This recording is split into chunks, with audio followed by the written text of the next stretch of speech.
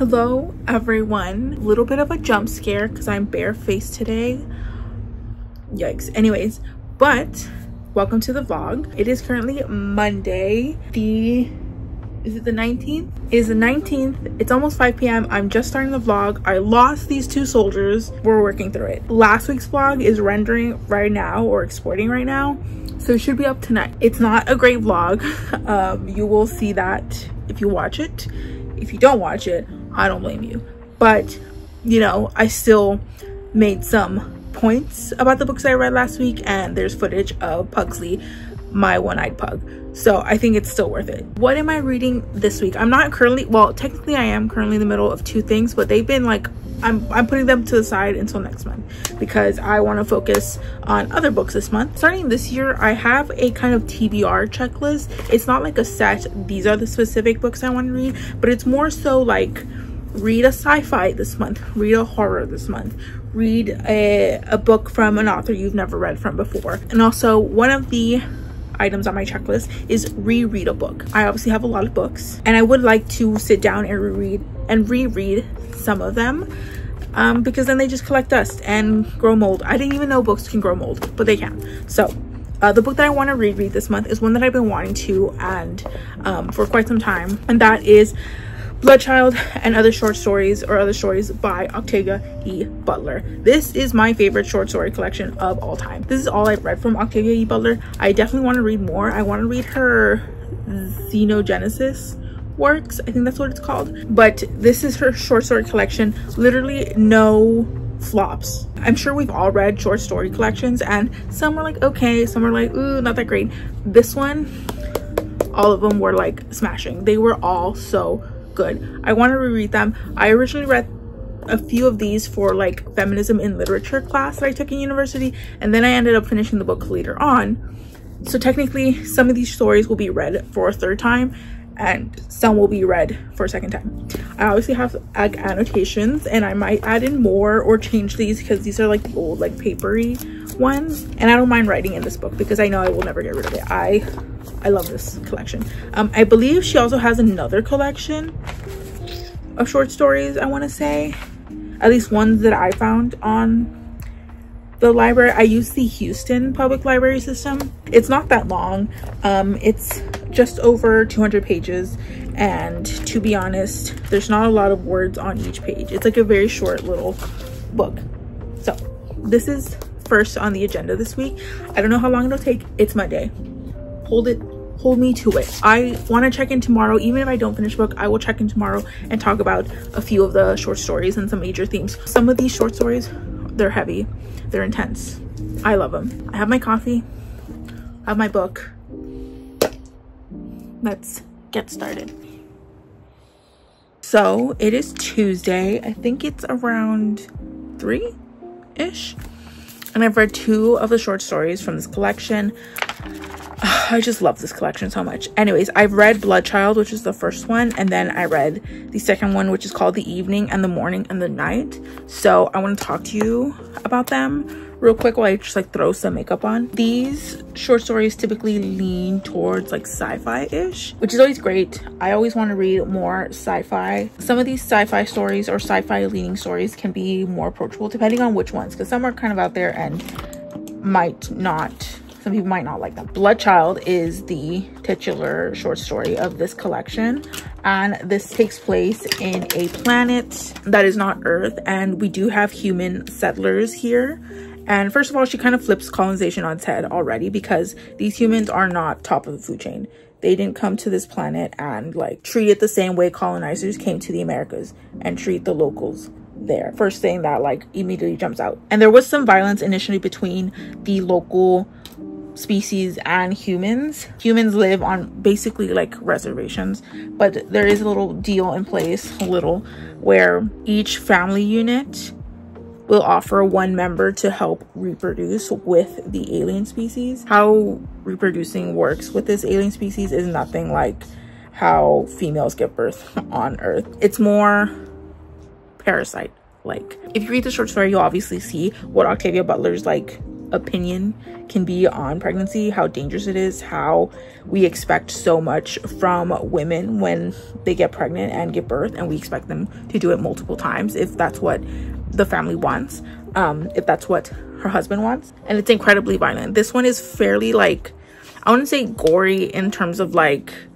an extreme horror novel, but it's showing the reader like what typically males, by the way, aliens usually choose men to carry their babies. The author talks about this in the afterword. She has a few notes after each short story, and this is her like male pregnancy story, and she really wanted to try putting men through the same situation that we ask women to go through. I just think this is such a forward thinking short story. If I could make every like anti-choice politician read this short story, I would.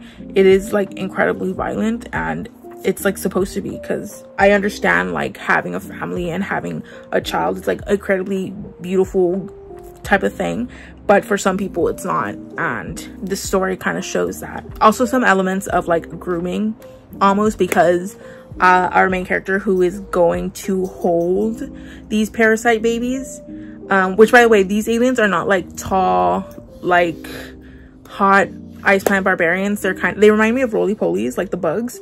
So that's who's impregnating men, by the way. It's really intense, kind of violent at times. I remember I read this for my feminism in literature class, and a lot of the girls, most of my classmates were women, a few men, a lot of the people were very uncomfortable, but I think that was kind of the point. Like, pregnancy is dangerous, and we expect so much from the people who go through that. That's essentially the summary. It's not a long story. I think there's much more within the short story that you could like really look into and like discuss amongst like friends or a class or whatever, but those are like the key points. I really love this particular story. I read it multiple times. And the second short story is called The Evening and the Morning and the Night. This one's really interesting to me. It's so reflective of what like choice in the medical system looks like right now in the United States. But before I get ahead of myself, this follows a group of people who have this disease called DDG, and DDG came about when a company discovered a cure for cancer, and naturally a lot of people took this cure. Unfortunately, what they did not foresee is one of the consequences, long-term consequences of this cure, is that the children of the people who took this medication would have this disease called DDG, and it's essentially like this degenerative disease. The author put together a couple of things that she found really interesting, but basically you kind of lose awareness of everything around you, like you forget stuff. I actually could pull up the list of like what she pulled from. So this author basically combined Huntington's disease, PKU, and Lesch-Nyhan disease. It's basically this like degenerative disease where you lose consciousness of the world around you. Like you kind of are lost within your own head a little bit, and you get very violent, and you attack yourself, you attack people around you. It's like really bad, to the point where the people who do have this disease even have to like, or who have the recessive genes for this, like have to wear like a marker in public to let people know like, hey, like at any point this person could like turn and like get violent. Without getting into like details, we follow mostly two characters, but one who has this recessive gene. Both of her parents had this disorder, and it took both of their lives. And she basically comes across this institute that like studies these people, and it's run by people with this disease or this disorder. Anyways, our main character visits this institute and essentially sees her condition in a new way. I won't spoil it and let you know like what happens. She has believed most of her life that she will die, either by taking her own life or because of the disease, and a new opportunity arises that she did not foresee. This one is obviously about like responsibility, social Darwinism, and a bunch of other things that you could like touch on. I personally was thinking a lot about like vaccines and our responsibility to our community, but also like I remember I would do rotations when I was still in school, and I would meet people of a certain religious group that did not believe in certain healthcare, and not only would they refuse treatment for themselves, but they would also refuse treatment for say their children because of their religion. And our main character, her parents both knowingly had this recessive disorder. They became pregnant, and because of their religion, they're Catholic, they didn't want to have abortion, knowing what could happen to their child, and what ends up happening to them, because they die in pretty violent ways. But like I mentioned before, the author does kind of go into like social Darwinism and how we like treat people with certain diseases or disorders. How, one, they're ostracized because, like I said, they have to wear like a symbol to like let people know that they're sick, but like just the way that people talk about them. I think Octavia Butler really touches on certain themes and questions that kind of come up in our culture a lot, and really like interesting, creative, like unique ways. So I still obviously have a way to go, but yeah, let me know what your favorite short story collection is. I talked about it, I think, earlier in the intro of this video, that I have like a kind of checklist that I try to get through every month, and one of them is like to reread a book, but also I have one to read like short works, which short story collection works, or essays or things like that. So yeah, let me know in the comments. If you didn't know, putting on makeup while talking to the camera is actually like really hard. All right, this is typically what I put on per day: just eyeliner, some blush, lipstick, and a little bit of like eyebrow product. But that's the check-in. Bye. Okay, so quick update, because I did finish 2 more stories. It's Wednesday, by the way. Hopefully I'll finish this tonight, because I am about halfway through this. This book is like a little over 200 pages, and I'm at 108, 107. Third story was called Near of Kin. This is probably the shortest one, and the one that was least impactful for me, probably my least favorite one in the collection as far as I remember. It's short, and it does deal with a very difficult subject matter. A lot of trigger warnings for this one. We are following 2 characters. Our main character's mother has recently passed away, and it kind of seems like they're at like a wake or something, and she and her uncle are going through her mother's belongings, and our main character doesn't like her mother, didn't have a good relationship with her. Her mother was like physically abusive at times, and she's like kind of talking shit about her mom, and her uncle's like, well, you know, I loved her, like she's my sister. I know she was bad to you, but like, you know, I still loved her. Which, like, whatever. They talk about, you know, her as a parent, her as a daughter, just family grief kind of stuff. But at some point, and this is kind of like the twist reveal, it's a very short story, so not really much more than what I'm about to reveal. So if you want to skip over the spoiler, you totally can, but I think this is a big part of the story, and 2, it's a trigger warning. Our main character basically looks at her uncle and is like, by the way, I know that you're my dad. Like, I know that my mother and your sister had a relationship, and that you're my father, and despite that, I'm happy that you are like my father figure. And that's pretty much it. It was this author's attempt at kind of creating an almost sympathetic story around a very taboo subject. I believe Octavia Butler talked about this story kind of coming about after reading certain passages of the Bible. It's not really much more deep than that. It's too short for it to really touch on much more than that. Not bad. I do feel uncomfortable reading that short story just because of like the subject matter. 4th story in this collection is called Speech Sounds. This one's really interesting. It's kind of dystopian. This kind of takes place in a world where some sort of disease or something has caused people to like lose like the ability to like speak, kind of, and like put together words, read. Our main character kind of hints that she was like a history teacher before, and she misses like reading and doing research and things like that. And society, at least in her area, I think she's in California, Pasadena, she talks about how it's very much like one person like out for themselves, until she kind of comes into the situation where she's thinking about someone other than herself. And mostly I would say this story is about despite very difficult times, some people still have the capacity to like help one another, even if they themselves are like, you know, struggling and stuff like that. Really cool elements. I would have liked, like, I know these are short stories and she doesn't expand on any of these,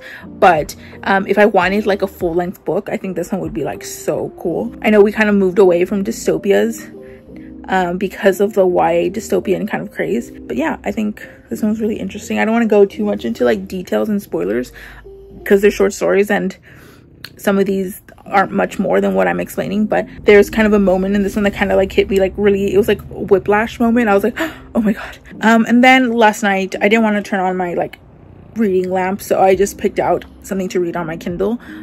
It was the 4th book. I don't know the exact title, but it's the 4th book in the Legacy of Magic series by Lindsey Buroker.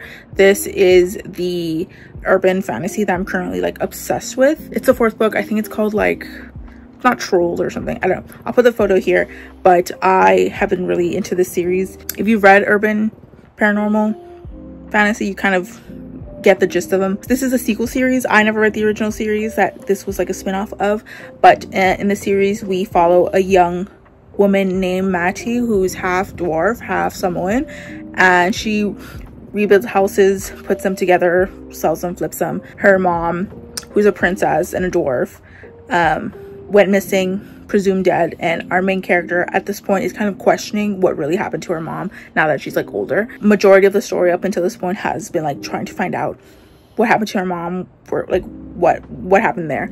And then she has friends that help her. There is like an elf assassin who she's like flirty with, and I feel like that's finally getting somewhere. It's one of those like, I don't know about slow burn is the right word, but definitely one of those romances that takes a while to progress, which I guess is technically slow burn. My understanding of slow burn has like, I'm kind of questioning a bunch of romance dynamics because of the way like romance is marketed now. A lot of things are called slow burn, enemies to lovers, all this kinds of stuff, and they would never have been called them in my day. Back then, what do I know?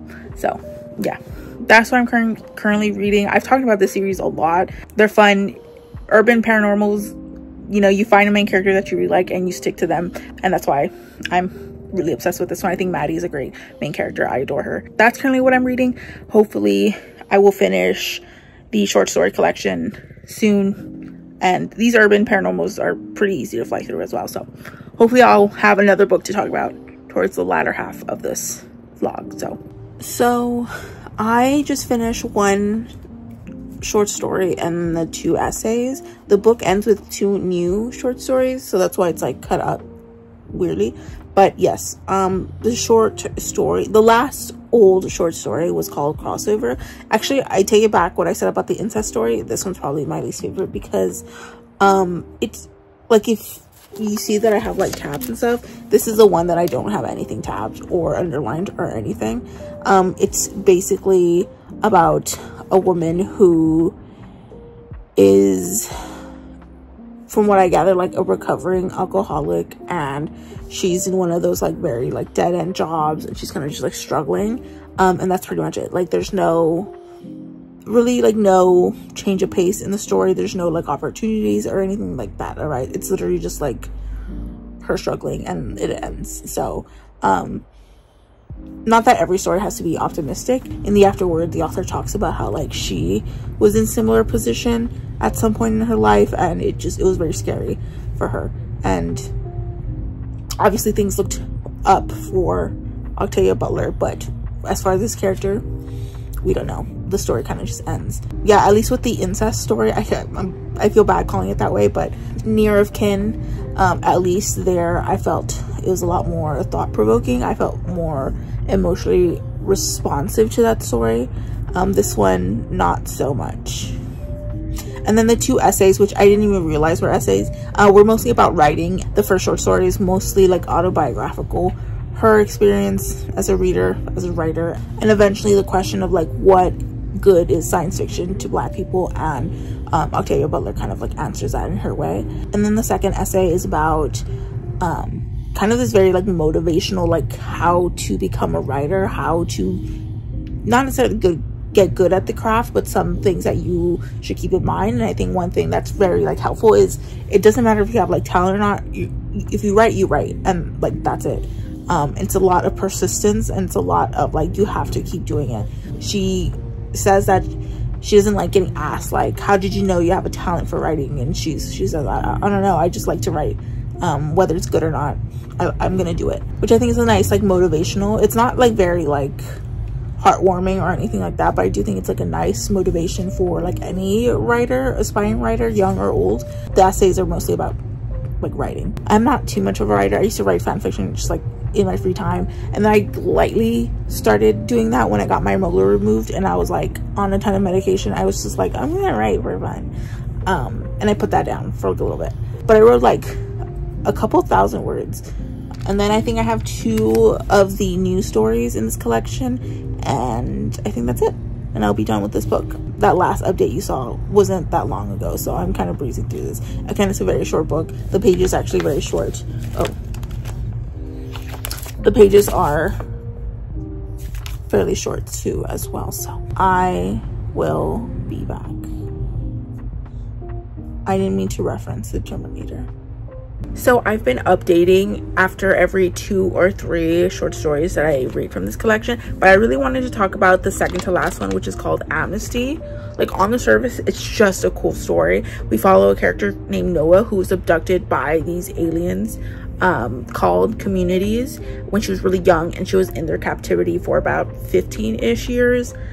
These aliens have like set up bubbles in different parts of like uninhabitable deserts. So like right off the bat, we're talking about colonizing, right? Another take on colonization. However, since like no one lives there, like it's already kind of not your typical colonizing like story. No one lives in these deserts, like in the middle of like the Mojave Desert or the Gobi Desert, places like that. So our main character was in their captivity for quite some time. Mind you, by the way, I forgot how to describe them. It's kind of like if a swarm of bees looked like a giant shrub of like moss with like a little bit of like branches sticking out. It's just like this black mass of like moss on branches kind of, and there's a little bit of light that kind of jumps out from like inside them. That's how they kind of communicate with each other. They don't speak, they don't reproduce like sexually the way we do. It's almost like a weird splitting of smaller pieces between each other. They're called communities because like within each mass there's like pieces, I guess, and they can share pieces with each other. So it's kind of like this weird mitosis, but also sharing of like pieces. I don't know, it's weird, very interesting aliens. But our main character now works for them after having been released, but she decided like she can help bridge this gap between humans and aliens, especially since it's she's pretty sure that they're not going anywhere. This isn't like a random like we're here to like check things out on Earth and then like leave. Like they're here permanently, and she's basically helping to recruit people to like work with these communities. That's what they're called, the aliens, the communities. Really cool story. Like off the bat, one of the themes here that she talks about is like after being released by these communities, like where she's technically free, like she wanted to leave and she told them and they let her go. She was immediately like taken in by the government and like heavily mistreated. The aliens did torture her and other people that they abducted, but not because they're like malicious and they want to hurt humans. They like genuinely didn't know like what causes humans pain, what even is like death. She's never seen a community die. They kind of just like I said, they like give pieces of themselves to each other. So I'm assuming that like these aliens didn't know that humans like die and they don't like, you know, that's it, their life is over. So like, while yes, she was mistreated by like the aliens, technically, at the very least they didn't know the harm that she was being put through. Whereas like when she was taken in by the government for questioning, they tortured her and they were, you know, accusing her of like betraying the human race and stuff like that. She was inspired by the what's the Taiwanese doctor's name? Dr. Wen Ho Lee, who was a Taiwanese American and was accused of being like a Chinese spy. It was mostly trumped up, and he was in like solitary confinement for like 9 months. He only pled guilty to like mishandling like information because he like printed out like some papers or something. But yeah, they accused him of being like a spy for China, and it was this big thing. If you're unfamiliar, but that's like the inspiration for this story. I don't know, this one or Bloodchild my favorite. I think right now Amnesty is my favorite, but Bloodchild is also like really good. So I have one more short story in this collection and then I will come back. So I finished Bloodchild and other stories. Like I said before, I love this book. I've read it before already. I've read some of the stories multiple times. The last story was called The Book of Martha, and it felt like a writing experiment for writers, about writers.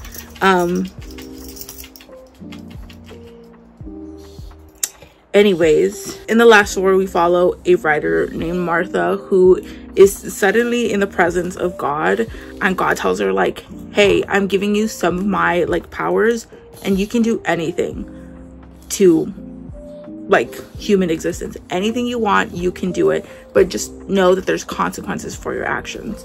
So she kind of like sits there and thinks about it, and finds out that's like a really hard thing to do, because anything that she does has consequences. Like, she can't just say, well, no one can get sick anymore, there's no need for like medication. Well, does that mean that people aren't going to be like innovative anymore? They're not going to strive to like create things that help other people, you know, things like that. We see throughout the story her kind of having more sympathy for this God figure, and Martha, being a good person, wants everyone to have like their own utopia. This is Octavia Butler's like take on utopias, like in, you know, science fiction, and Martha kind of figures out a very unique way to give everyone their own specific utopia. I won't go much more into that, but yeah, this is probably one of the more thought-provoking ones. Rereading again, yeah, there were some that were kind of like not as great as I thought there were. The essays in general don't like ring strongly for me. I'm not a writer, but I did like seeing